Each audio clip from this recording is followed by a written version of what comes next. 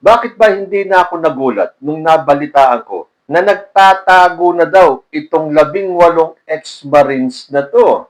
Ayon po kasi dito sa balita, nagtatago na dahil sa security threat ang tinaguriang Brave 18 na pinakilala na dating Marines na naghatid umano ng pera sa mga malalaking personalidad ayon sa grupong United People's Initiative sa isang press conference ngayong Biyernes, March 6, 2026.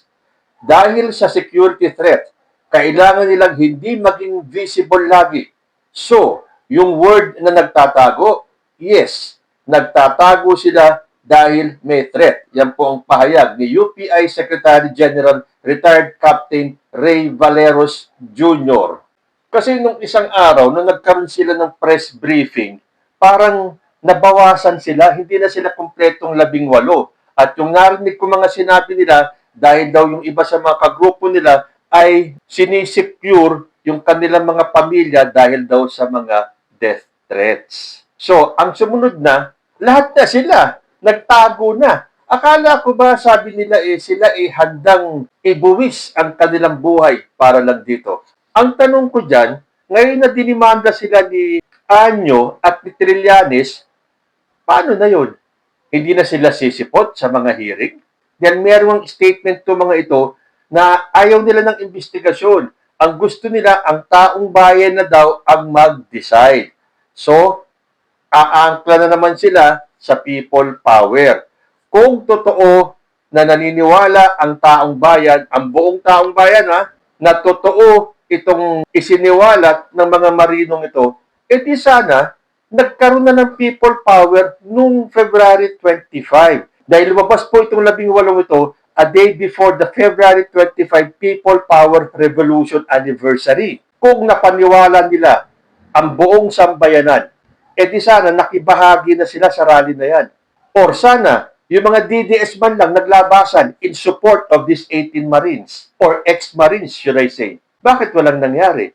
Dahil ang mga naniwala lang sa kanila ay ang mga DDS. Okay, anong ginagawa ni Mike Defensor dyan sa mga press ko na yan?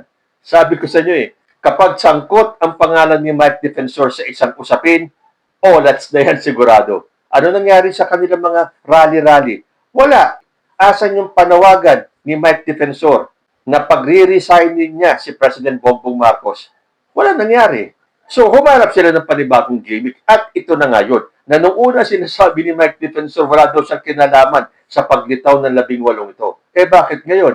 Isa ka sa mga nagpapaliwanag. Isa pa, itong si retired na si Hermogenes Esperon ba yun? Nasuportado daw itong 18 ito. Paano naman siya hindi susuporta?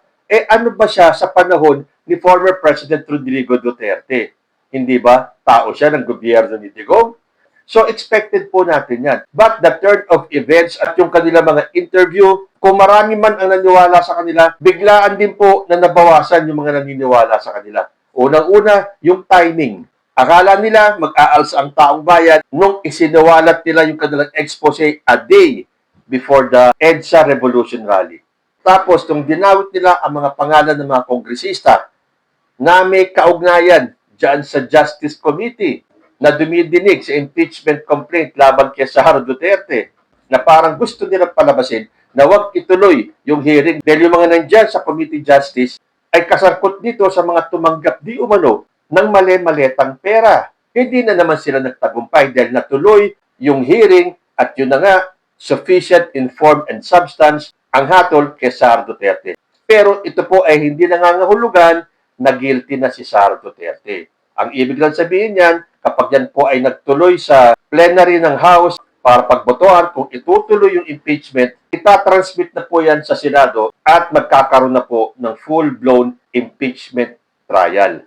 But the mere fact na 54 ang bumoto, nakakagulat nga kahit na si Representative Rufus Rodriguez na panay ang pag-abogado kay Sara Duterte nung hearing na yan, kung napanood niyo yung hearing, talagang ganun na lang kung pagtanggol niya si Sara Duterte.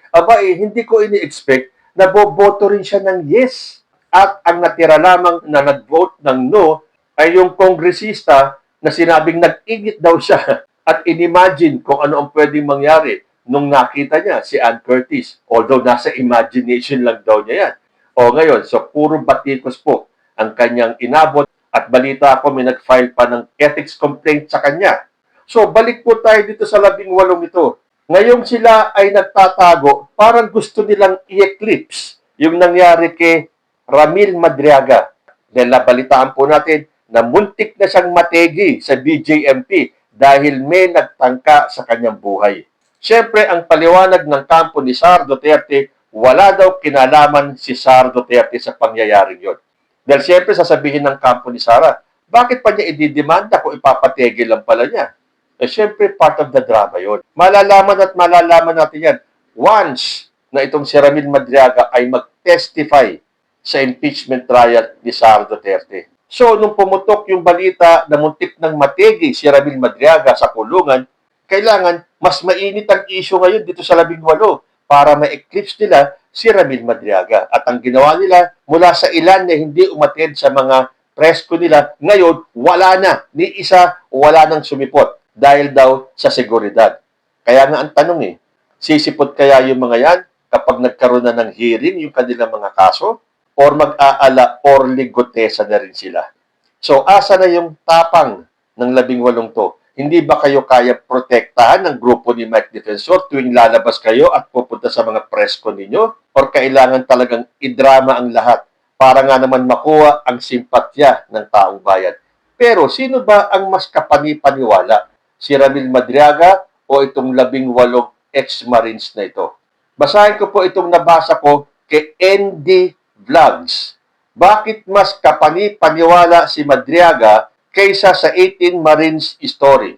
Una, matagal nang lumutang si Madriaga. Bago pa nagsimula ang impeachment issue, hindi siya biglang sumulpot kasabay ng political timing. Pangalawa, ang 18 Marines maraming pagkakataon para magsalita noon pa. Pwede noong lumabas si Saldico. Pwede noong lumabas si Gutesa. Pwede pa noong panahon ng impeachment ni BBM. Pero, bakit ngayon lang sabay-sabay? Parang piecemeal ang kwento at hindi convincing ang narrative.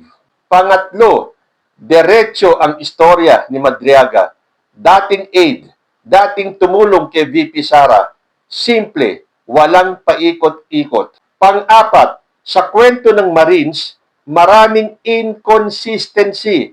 May mga tanong mula sa logistics ng maleta deliveries hanggang sa mga taong sinasabing involved, kabilang ang ilang politiko na wala naman sa pwesto nung panahong yun. Paano sila magkakaroon ng ganoong operasyon? Panglima, si Madriaga walang malaking political backer. Siya lang kasama ang kanyang legal team. Pang-anim, sa 18 Marines, nalaman nating may koneksyon si Mike Defensor na matagal nang questionable ang kredibilidad. Lalo na mula pa sa panahon ng Ador Mawanay controversy. Pang-pito, bakit napakasakto ng allegations ng Marines? Nandyan ang ICC na di umano'y tumatanggap ng lagay at nandyan din ang mga kongresistang karibal ng mga DDS na sinasabing tumanggap naman ng maleta. Parang masyadong convenient ang mga akusasyon dahil eksaktong tumatama sila sa mga kalaban sa kasalukuyang political climate.